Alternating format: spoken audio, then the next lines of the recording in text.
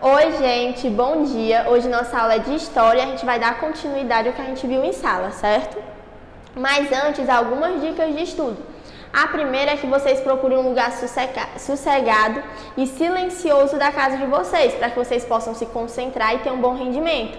Também peguem seus materiais como caderno, lápis, borracha e também o seu livro didático para poder servir como base durante a aula. Hoje, nosso assunto são os regimes totalitários, parte 1, porque na próxima aula vamos dar continuidade aos regimes totalitários, certo?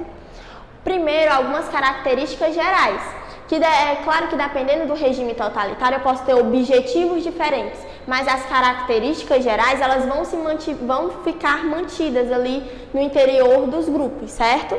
Desses regimes. Primeiro, a definição do que é um regime totalitário.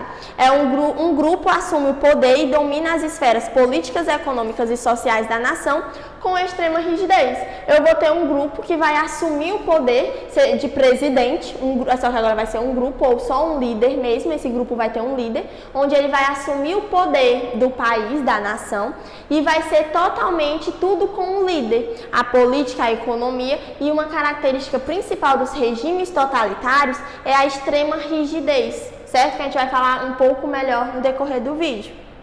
Não há liberdade de expressão e pensamento, porque as pessoas daquela sociedade, a partir da instauração do regime totalitário, eles não podem mais expressar seus pensamentos, principalmente se forem opostos ao do regime totalitário, expressões de arte, porque normalmente a arte, a cultura, ela vem para mostrar o que as pessoas estão sentindo. Então os artistas, esse ato deles mostrarem o que está sentindo, o regime totalitário faz uma peneira, onde só passa o que convém a eles, só o que se adequa a eles. Então, muita coisa fica embarreirada ali, essa liberdade que nós temos de falar, de pensar o que quisermos, de opinar, de discutirmos assuntos em geral, nos regimes totalitários é totalmente proibido. Só está em vigor um pensamento, o do líder do regime totalitário, só uma cultura um tipo de cultura que privilegie o regime totalitário é permitido, certo? Só movimentos relacionados ao regime totalitário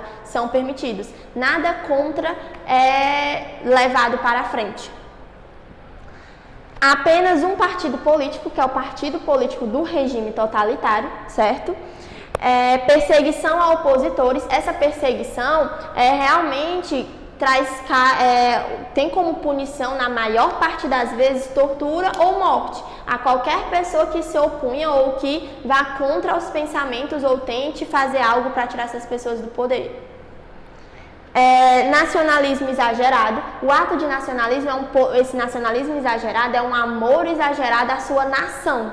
Por exemplo, a gente vê muito isso nos Estados Unidos. As pessoas lá vestem a bandeira dos Estados Unidos com muito orgulho, tem um amor muito grande pela sua nação, faria qualquer coisa por a sua nação. Isso é o nacionalismo exagerado, que deixa outras coisas de lado para poder mata pessoas pela sua nação ou instaura alguma coisa que pode prejudicar outra religião ou outra nação por conta da sua nação. Então, é algo exagerado. Etnocentrismo, maior parte das vezes, é uma etnia no centro. Etnocentrismo significa uma etnia no centro. Então, eles pegam a etnia da maior parte daquele grupo do regime totalitário e diz que eles são superiores. Nós vimos muito disso no período de escravidão, onde a gente tinha a Europa com o etnocentrismo, onde eles deixavam eles no centro e os afro como inferiores. Certo? Isso é o etnocentrismo. Eles colocam uma etnia no centro, só uma etnia tem poder, só uma etnia tem uma raça pura, como eles gostam de dizer. E o militarismo, eles são fortemente militares, eles prezam muito pelo poder militar, pela força militar dentro do país.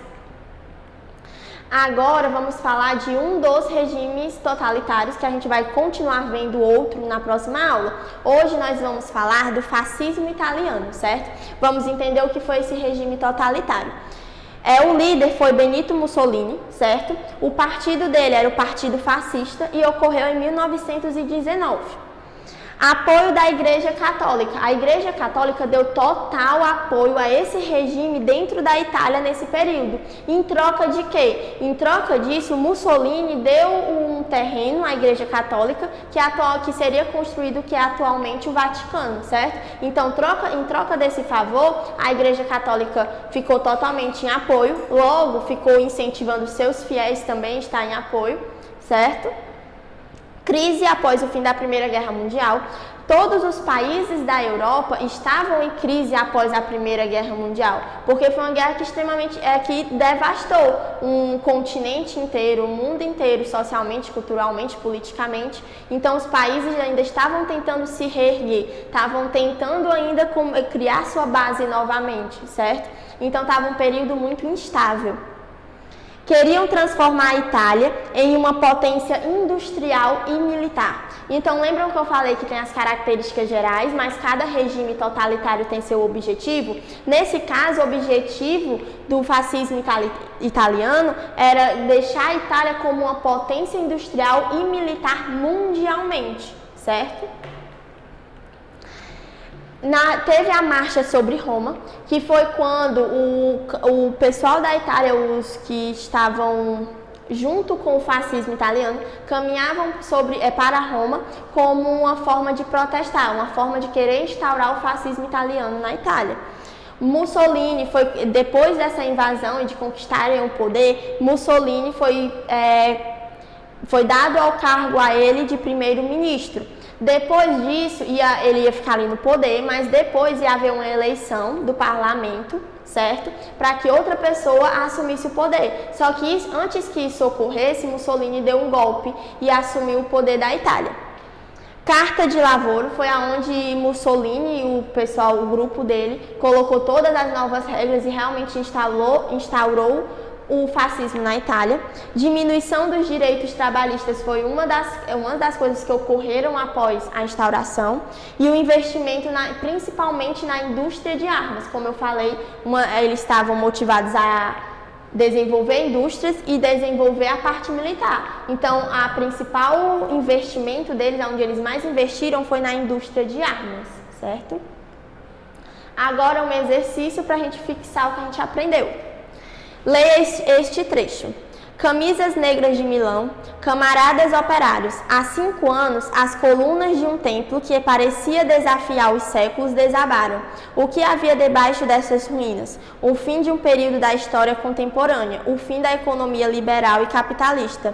Diante deste declínio constatado e irrevogável, 2 soluções apareceram. A primeira seria estatizar toda a economia da nação, afastamo-la, pois impôs-se pela lógica. É o corporativismo, englobando os elementos produtores da nação. E quando digo produtores, não me refiro somente aos dos industriais, mas também aos operários. O fascismo estabeleceu a igualdade de todos diante do trabalho. A diferença existe somente na escala das diversas responsabilidades. O Estado deve resolver o problema de repartição de maneira que não mais seja visto o fato paradoxal e cruel da miséria no meio da opulência. Aqui é a fonte, certo? A partir dessa leitura e considerando-se outros conhecimentos sobre o assunto, é incorreto afirmar que o fascismo italiano era anticapitalista e se propunha a instalar uma nova ordem social coletiva, sem classes. Aqui a gente pode pegar essa parte da indústria. Se ele queria avançar industrialmente e mundialmente, a gente já pode dizer que ele não é socialista. Ele já tem alguns viés capitalistas, então eu não diria que o fascismo seria anticapitalista. Logo, o item incorreto seria o item A, certo? E para encerrar nossa aula de hoje, alguns lembretes. Se você quiser rever essa nossa aula ou qualquer outra, vocês podem estar acessando o site da escola, escolapequenospassos.com.br, ou o canal do YouTube da escola, Escola Pequenos Passos, para acompanharem todas as nossas aulas. Lembrando de baixarem o aplicativo da escola, Escola Pequenos Passos, para acompanharem a agenda digital. Lá vai ser lançadas as atividades junto com as aulas e serão cobradas e corrigidas. Até a próxima aula!